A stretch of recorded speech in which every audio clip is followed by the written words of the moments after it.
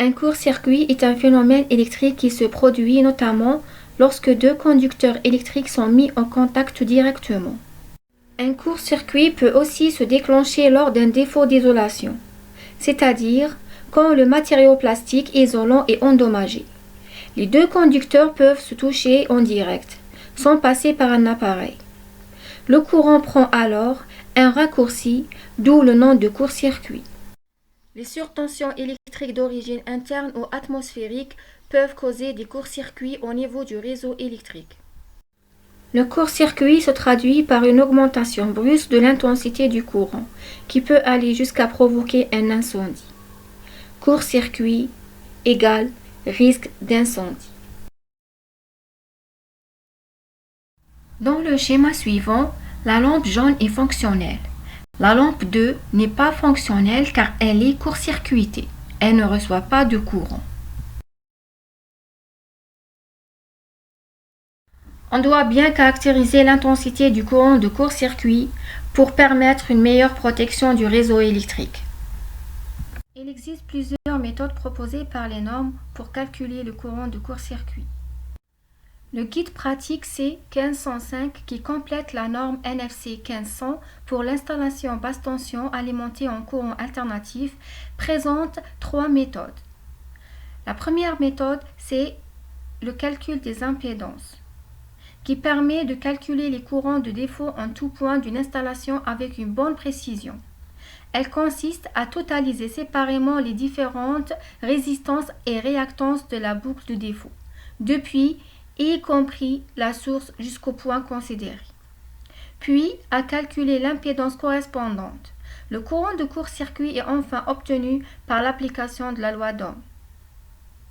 Toutes les caractéristiques des différents éléments de la boucle de défaut doivent être connues, source et canalisation. La deuxième méthode nommée méthode de composition, utilisable quand les caractéristiques de l'alimentation ne sont pas connues. L'impédance amont du circuit considéré est calculée à partir de l'estimation du courant de court-circuit à son origine.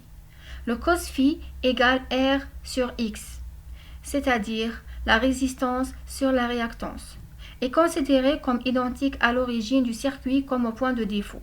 En d'autres termes, cela consiste à admettre que les impédances élémentaires de deux tronçons successifs de l'installation possèdent des arguments suffisamment voisins pour justifier le remplacement des additions vectorielles par des additions algébriques des impédances. Cette approximation permet d'obtenir la valeur du module des courants de court-circuit avec une précision suffisante pour ajouter un circuit. La méthode dite conventionnelle permet sans connaître les impédances ou les courants de court-circuit de la partie d'installation en amont du circuit considéré, de calculer les courants de court-circuit minima et les courants de défaut à l'extrémité d'une canalisation. Elle est basée sur l'hypothèse que la tension à l'origine du circuit est égale à 80% de la tension nominale de l'installation pendant la durée du court-circuit ou du défaut. L'influence de la réactance des conducteurs est négligée pour les sections inférieures à 150 mm au carré. Il est tenu compte de l'influence des réactances des conducteurs pour les fortes sections en augmentant la résistance de 15% pour la section de 150 mm au carré, 20% pour la section de 185 mm au carré, 25% pour 240 mm au carré et 30% pour 300 mm au carré. Cette méthode est essentiellement utilisée pour les circuits terminaux dont l'origine est suffisamment éloignée de la source d'alimentation. Elle n'est pas applicable dans les installations alimentées par un alternateur. La norme CEI 60909 s'applique à tous les réseaux radio émaillés jusqu'à 550 kV. Basée sur le théorème de Thevenin, elle consiste à calculer une source de tension équivalente au point de court-circuit pour ensuite déterminer le courant en ce même point. Toutes les alimentations du réseau et les machines synchrones et asynchrones sont remplacées par leurs impédances, directes, inverses et homopolaires. Avec cette méthode, toutes les capacités de ligne et les admittances en parallèle des charges non tournantes, sauf celles du système homopolaire, sont négligées. Il y a deux types de court-circuit. court-circuit isolé et court-circuit relié à la Terre. Le court-circuit isolé, on peut avoir triphasé, biphasé, monophasé. Pareil pour relier à la Terre. Le court-circuit triphasé, c'est le défaut qui correspond à la réunion des trois phases. L'intensité de court-circuit, ici c'est 3, égale à la tension composée U divisée par la racine de 3 fois l'impédance ZCC, qui est l'impédance équivalente à toutes les impédances parcourues par le courant de court-circuit du générateur jusqu'au point de défaut. Le court-circuit biphasé isolé correspond à un défaut entre deux phases alimentées sous une tension composée U. L'intensité ici C2 débitée est alors inférieure à celle du défaut triphasé. Ici C2 égale à la tension composée divisée par 2 fois ZCC est égale à la racine de 3 sur 2 fois ICC3 qui correspond à peu près à 0,86 ICC3. En ce qui concerne le court-circuit relié à la Terre, il faut toujours ajouter l'impédance de Terre. Court-circuit monophasé isolé correspond à un défaut entre une phase et le neutre, alimenté sous une tension simple V égale à U sur la racine de 3. L'intensité ICC1 débitée est alors égale à la tension U sur la racine de 3 divisée par ZCC plus l'impédance du neutre. Et concernant le court-circuit relié à la Terre, il faut toujours ajouter l'impédance de la mise à la Terre ZTerre. Suivant la durée des courts-circuits, on peut les classifier en 4 catégories: auto-extincteur, fugitif, semi-permanent et permanent. On va considérer cette installation électrique qui contient un transformateur TR de puissance apparente égale à 400 kVA, sa tension réduite de court-circuit égale à 4%, la tension secondaire à vide U20 égale à 410 volts et les pertes cuivre égales à 4600 watts. Le réseau en amont, sa résistance est égale à 0 et sa réactance égale à 0,7 ohm. Le câble est en cuivre et de longueur 25 mètres, de section 240 mm². La résistivité du cuivre est donnée par 22,5 mA mm² par mètre et la réactance linéique égale à 0,13 mA par mètre.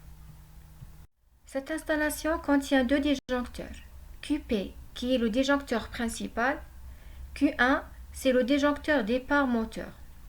La méthode utilisée pour calculer le courant de court-circuit dans cette installation, c'est la méthode de calcul des impédances. Pour cela, on va chercher l'impédance du réseau en amont, l'impédance du transformateur et l'impédance du câble. Et puis, à partir de ces impédances, on va chercher le courant de court-circuit qui est égal à U divisé par la racine de 3 fois ZCC. Afin de déterminer l'intensité du courant de défaut ICC1, il faut déterminer l'impédance ZTR ramenée au secondaire du transformateur. Cette dernière est égale à UCC sur la racine de 3 fois le courant nominal. Selon les données, la tension UCC est exprimée en pourcentage, elle est égale à 4%. Cette tension réduite de court-circuit est la valeur de la tension qui donne le courant nominal IN. Cependant, le courant nominal est inconnu, donc il faut le chercher. Comment peut-on le trouver? C'est grâce à la puissance apparente sur le transformateur TR. S égale à la racine de 3 fois la tension fois le courant nominal. S est connu, la tension est connue, donc on peut tirer le courant nominal. Égal à 563 ampères. Donc, grâce à ce courant nominal, on peut calculer l'impédance du transformateur qui est égale à 16,82 mA. Il nous reste à déterminer la résistance TR et la réactance du transformateur. À partir des pertes cuivre, on peut déduire la résistance du transformateur. Les pertes égales à 3 fois la résistance fois le courant nominal au carré. Donc la résistance est égale à 4,84 milliohms. La réactance est égale à la racine de ZTR au carré moins RTR au carré. Elle est égale à 16,11 milliohms. Le courant de court-circuit en aval du disjoncteur principal est maintenant facile à calculer puisqu'on a déterminé toutes les valeurs du premier étage. La résistance du transformateur, la résistance du réseau en amont, on a la réactance du réseau en amont et la réactance du transformateur. Z1, c'est l'impédance du court-circuit au premier étage. Elle est égale à la racine de la résistance TR au carré, puisque la résistance du réseau en amont, elle est nulle, plus XA plus XTR au carré. Elle est égale à 17,49 milliohms. Maintenant, on va appliquer la relation du courant de court-circuit est égale à la tension divisée par Z1 fois la racine de 3 et on trouve 13,5 kA. C'est-à-dire que le pouvoir de coupure de ce disjoncteur principal doit être supérieur à 13,5 kA pour permettre une meilleure protection. Afin de calculer le courant de court-circuit ICC2 en aval du disjoncteur départ moteur Q1, il faut procéder au calcul d'impédance par étage. Déjà, on a calculé l'impédance du transformateur TR, on a fait sortir la résistance TR et la réactance TR du transformateur. Maintenant, il nous reste à déterminer l'impédance du câble C à partir de sa résistance et de sa réactance. La résistance du câble en cuivre est égale à la résistivité du cuivre fois sa longueur divisée par la section, est égale à 2,34 milliohms, c'est des données. La réactance est égale à quoi? Est égale à la réactance linéique multipliée fois la longueur, on trouve 3,25 milliohms. Et à partir de ça, on peut calculer le court-circuit qui est égal à la tension divisée par Z2 fois la racine de 3. La tension est donnée. Z2 c'est quoi? C'est la racine de la somme des résistances au carré plus la somme des réactances au carré. Réactance du réseau, du transformateur et du câble. La résistance du transformateur, du réseau en amont et du câble. Et puisque la résistance du réseau égale à 0, donc il nous reste juste la résistance TR et la résistance du câble. Ici, C2 est égal à 11,1 kA, c'est-à-dire que le pouvoir de coupure du disjoncteur départ moteur Q1 doit être supérieur à 11,1 kA. Soit un réseau de 20 kV qui alimente par une ligne aérienne de 2 km un poste, haute tension, basse tension, un alternateur de 1 MVA qui alimente en parallèle le jeu de barre de ce poste, deux transformateurs de 1000 kVA en parallèle débutent sur un jeu de barre basse tension sur lequel sont connectés 20 départs, tel celui du moteur M. Ces 20 moteurs de 50 kW sont tous raccordés par des câbles identiques et sont tous en service au moment de défaut. On a 3 défauts. Le premier défaut est sur le jeu de barre haute tension d'impédance négligeable. Le deuxième défaut est sur le jeu de barre basse tension à 10 mètres des transformateurs. Le troisième défaut est sur le jeu de barre d'un tableau secondaire basse tension. Il faut caractériser l'impédance de la ligne, de l'alternateur et du réseau. Pour caractériser ICC1. Ensuite, pour caractériser ICC2, il faut chercher l'impédance du transformateur, des jeux de barre et lui ajouter l'impédance du réseau et l'impédance de la ligne, et etc. À chaque étage, on va calculer l'impédance et l'additionner aux impédances de l'étage précédent. Vu l'énoncé de ce problème, on remarque que RA, la résistance du réseau en amont, et sa réactance XA ne sont pas connues. Seule la puissance de court-circuit SCC est donnée. Dans ce cas, l'impédance du réseau haute tension vue de côté basse tension peut être obtenue auprès du fournisseur d'énergie ou par calcul à partir de la relation ZA égale à U au carré divisé par SCC. La résistance RA du réseau en amont peut se déduire à partir du rapport RA sur ZA en haute tension par. Si la tension égale à 6 kV, alors RA égale à 0,3 ZA. Si la tension égale à 20 kV, RA égale à 0,2 ZA. Ici, la tension égale à 150 kV, alors RA égale à 0,1 ZA. Dans cet exemple, la tension égale à 20 kV, ce qui nous ramène à appliquer la relation RA égale à 0,2 ZA. ZA, c'est l'impédance du réseau, égale à 1 au carré divisé par SCC. On trouve 0,8 ohms. Multiplié fois 0,2, elle nous donne la résistance du réseau qui est égale à 0,15 ohms. La réactance est égale à 0,98. L'impédance du réseau égale à 0,78 ohms. Ou bien on peut appliquer la relation, la racine de l'impédance du réseau au carré moins la résistance du réseau au carré. On trouve le même résultat. Après avoir calculé l'impédance du réseau électrique en amont, on doit caractériser maintenant l'impédance de la ligne aérienne et de l'alternateur ainsi que du transformateur, des disjoncteurs et des jeux de barres. L'impédance de la ligne notée ZC égale à la racine carrée de RC au carré plus XC au carré. RC égale à la résistivité du cuivre fois la longueur du câble divisé par la section. XC égale à la réactance linéique multipliée fois la longueur du câble. Après application numérique, on trouve RC égale à 0,112 ohms et XC égale 0,8 ohms. Concernant l'alternateur, suite aux données de l'exemple, on a la tension UCC en pourcentage, la puissance apparente et la tension du réseau. Après application numérique, on trouve XA égale à 60 ohms et RA égale à 6 ohms. Dans cette installation, on a deux transformateurs. Il faut diviser par 2 pour déterminer l'impédance ZT d'un seul transformateur. Cette dernière est égale à 1,5 fois UCC fois U au carré divisé par la puissance apparente. Afin de trouver XT et RT, il faut appliquer le rapport RA sur ZA puisque la tension est égale à 20 kV, donc RT égale à 0,2 ZT et XT égale à ZT. Après application, XT égale à 4,2 mA et RT égale à 0,84 mA.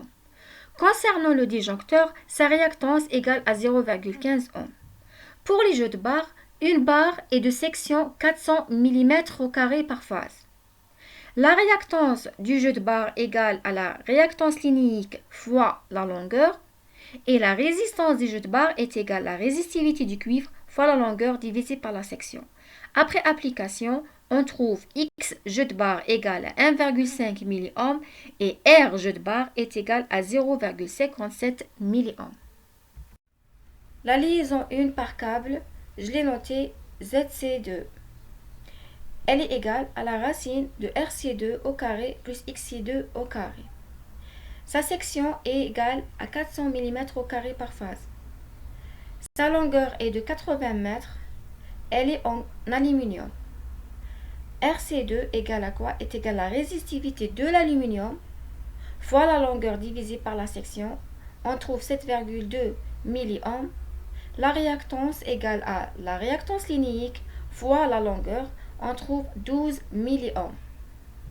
L'impédance de la liaison 2 par câble notée ZC3 est égale à la racine de RC3 au carré plus XC3 au carré. RC3 est égal à la résistivité du cuivre fois la longueur divisée par la section. La section est égale à 35 mm au carré et la longueur est égale à 30 mètres. XC3 est égal à la réactance linéique fois la longueur. Afin de calculer l'intensité du courant de court-circuit au jeu de barre haute tension au point A, il faut caractériser l'impédance du court-circuit ZJA qui se trouve à l'étage du défaut. Cette impédance, elle est égale à la racine de la somme des résistances au carré plus la somme des réactances au carré dans cet étage. La résistance RJA égale à la somme de la résistance du réseau plus la résistance de la ligne. La résistance de l'alternateur est négligeable. Pourquoi?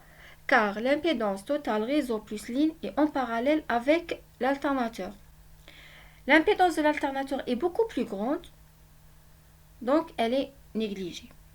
On aura RJA égale à 0,87 ohms. La même chose pour la réactance, on va négliger la réactance de l'alternateur et on aura XJA égale à 1,58 ohms. On applique la relation du courant de court-circuit qui est égale à la tension divisée par la racine de 3 fois l'impédance de court-circuit à l'étage où se trouve le défaut, on trouve soit 6415 ampères. Afin de calculer l'intensité du courant ICC2, on va calculer l'impédance du court-circuit nommé ZGB, qui est égale à la racine de la somme des résistances au carré plus la somme des réactances au carré. Les réactances X et les résistances R calculées en haute tension doivent être ramenées sur le réseau basse tension par multiplication avec le rapport de transformation des tensions. XGB est égal à XGA multiplié fois le rapport de transformation des tensions M. XGA déjà calculé, elle est égale à la réactance du réseau plus la réactance de la ligne puisqu'on a négligé la réactance de l'alternateur. Plus on va ajouter la réactance du transformateur plus la réactance du disjoncteur plus la réactance des jeux de barre. Et on trouve 6,513 milliohms. Pareil pour la résistance GB est égale à la résistance GA multiplié fois le rapport de transformation des tensions. On va lui ajouter la résistance du transformateur plus la résistance des jeux de barre puisque le disjoncteur, sa résistance est égale à 0. ZGB, c'est l'impédance du court-circuit au jeu de barre. Elle est égale à la racine de XGB au carré plus RGB au carré. On trouve 6,75 milliohms après application numérique. Le courant de court-circuit au point B, ICC2, est égal à la tension divisée par la racine de 3 fois l'impédance au jeu de barre, est égal à 35 070 ampères. Afin de calculer le courant de défaut ICC3 sur le jeu de barre tableau secondaire basse tension, il faut toujours additionner les réactances et les résistances de l'étage précédent aux éléments de l'étage qui contient le défaut. Comme dans ce cas, on ajoute les réactances et les résistances des disjoncteurs et des câbles. ICC3 est égal à la tension divisée par la racine de 3 ZGC. ZGC, c'est l'impédance du court-circuit au point C, égale à la racine de XGC au carré plus RGC au carré. XGC est égal à XGB déjà calculé à l'étage précédent plus la réactance du disjoncteur plus la réactance du jeu de barre numéro 2.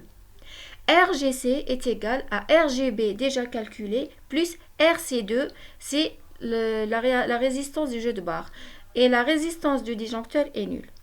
On trouve le courant de court-circuit après application numérique égale en 11 400 ampères.